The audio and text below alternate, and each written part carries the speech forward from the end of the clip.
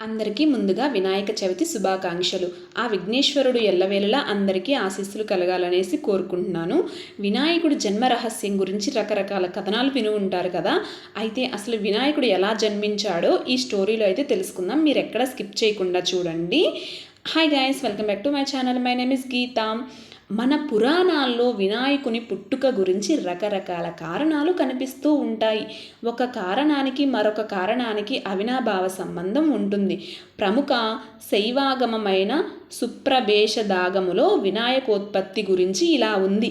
ఒకసారి వినాయకుడు తన తండ్రి దగ్గరకి వచ్చి, దేవతలందరి వలె కాకుండా నా ఆకారం ఏనుగుని పోలి ఉండడానికి కారణం ఏమిటి తండ్రి అని అడుగుతాడు. అప్పుడు శివుడు, వినాయక, ఒకసారి నేను పార్వతీతో కలిసి హిమాలయాల్లో విహరిస్తూ ఉన్నాను. సృష్టి కార్యంలో నిమగ్నమై ఉన్నప్పుడు ఏనుగుల జంటను చూడడం జరిగింది. పార్వతి నా వైపు చూసి ఆమె మనస్సు నాకు అర్థమైంది. మేమిద్దరం ఏనుగు రూపాలు ధరించి ఆనందించాము. నీ రూపం ఇలా ఉండడానికి కారణం అదే అని చెప్తాడు. అయితే ఇక లింగ పురాణం పరిశీలిస్తే రాక్షసులంతా కలిసి శివుని గూర్చి ఘోరమైన తపస్సు చేసి ఎన్నో వరాలు పొందారు. ఆ వరగర్వంతో వారు దేవతలను నానా హింసలు పెట్టి ఆనందిస్తూ ఉండేవారట. దేవతలంతా శివుని దగ్గరికి వెళ్ళి తమ బాధలు చెప్పుకొని కాపాడమని మొరపెట్టుకున్నాడు. శివుడు వినాయకుని సృష్టించి దేవతలకు సహాయం చేయమని పంపాడు. ఇక శివపురాణం పరిశీలిస్తే ఒకసారి జయా విజయములు పార్వతీదేవిని దర్శించుకొని ఆమెతో, తల్లి, పరమేశ్వరునకు నంది, భృంగి వంటి ద్వారపాలకులు ఉండగా నీకు ద్వారపాలకులు లేకపోవడం మాకు బాధగా ఉంది అన్నారు. సమయం వచ్చినప్పుడు మీ కోరిక తీరుతుందిలే అని చెప్పి పార్వతి వారిని పంపించింది. ఆ రోజులలో గజాసురుడనే రాక్షసుడు శివుని గురించి ఘోర తపస్సు చేశాడట. శివుడు ప్రత్యక్షమై ఏం వరం కావాలో కోరుకోమన్నాడు. నీవు నా హృదయంలో నివాసం ఉండాలి అని కోరాడు గజాసురుడు. శివుడు గజాసురుని హృదయంలో ప్రవేశించాడు. అలా చాలా కాలం గడిచింది. శివుడు కనిపించక పార్వతీదేవి తల్లడిల్లి శ్రీ మహావిష్ణువును ప్రార్థించింది. శ్రీ మహావిష్ణువు గంగిరెద్దుల వారి రూపం ధరించి నందితో కలిసి గజాసురుణ్ణి సందర్శించి అతని కొలువులో నంది చేత అద్భుతంగా నాట్యం చేయించాడు. సంతతించిన గజాసురుడు ఏం వరం కావాలో కోరుకోమని శ్రీహరిని అడిగాడు. నీ హృదయంలో ఉన్న శివుడు మాకు కావాలి అని శ్రీహరి చెప్పాడు. వచ్చిన వారు శ్రీహరి అని గుర్తించాడు గజాసురుడు. దేవాది దేవా, నిన్ను జయించడం ఎవరికీ సాధ్యం కాదు. నీ కోరిక ప్రకారమే శివుణ్ణి అప్పగిస్తాను. కానీ నాదో కోరిక అన్నాడు గజాసురుడు. ఏమిటి అని అడిగారు శ్రీహరి.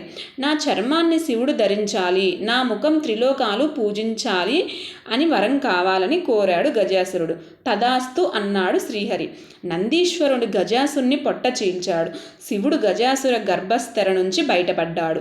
శివుడు కైలాసం వస్తున్నట్లు పార్వతీదేవికి వర్తమానం అందింది. చాలా కాలం తర్వాత భర్తను కలుస్తున్న శుభతరుణంలో అందంగా అలంకరించుకోవాలనే సంకల్పంతో అభ్యంగ స్నానానికి సిద్ధమైంది. తన శరీరానికి పసుపు, చందనంతో కలిపిన మిశ్రమాన్ని పూసుకుని నలుగు పెట్టుకుంటూ ప్రాణనాథుడితో కలిసి తాను రచించబోయే ప్రణయ ప్రబంధాన్ని తలుచుకుంటూ తన మేని నలుగుతో ఒక చక్కని బొమ్మను చేసింది. అమ్మ మేని నలుగు ముద్ద రూపుదాల్చి పసిడి బొమ్మ ఆదిశక్తి ఆశలకు ఆకారమై సకల వేద చయమునకు సాకారమైంది. ఆ బొమ్మ చూడగానే ఆమెలో మాతృత్వం ఉప్పొంగింది. ఆ బొమ్మకు ప్రాణప్రతిష్ఠ చేసింది. ఆ బొమ్మ సజీవాకృతిని దాల్చి చిరునవ్వులను చిందిస్తూ పార్వతీ ముందు నిలిచింది.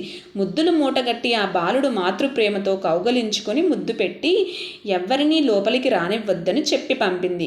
ఆ పసుపు ముద్దే తొలినాటి వినాయకుడి రూపం. అందుకే మనం ఏ పని ప్రారంభించినా ముందుగా పసుపు వినాయకుడిని పూజించడం మన సాంప్రదాయాల్లో ఆచారమైంది. పార్వతి ప్రణయ సామ్రాజ్యాన్ని పాలించాలనే ఆతృతతో అంతఃపురం ద్వారం దగ్గరికి వచ్చిన శివుణ్ణి అడ్డగించాడు. పార్వతీ సృష్టికి ప్రతిరూపమైన ఆ బాలుడు ఇద్దరి మధ్య వాద ప్రతివాదనలు జరిగాయి. విసుగు చెందిన శివుడు తన త్రిశూలంతో ఆ బాలుడి శిరస్సు ఖండించి లోపలికి వెళ్ళాడు. మాటల సందర్భంలో ఆలుని మరణ వార్త తెలుసుకున్న పార్వతి అలిగి శివునికి దూరంగా జరిగింది. దేవతలంతా ఎంత వెతికినా ఆ బాలుడి శిరస్సు కనిపించలేదు.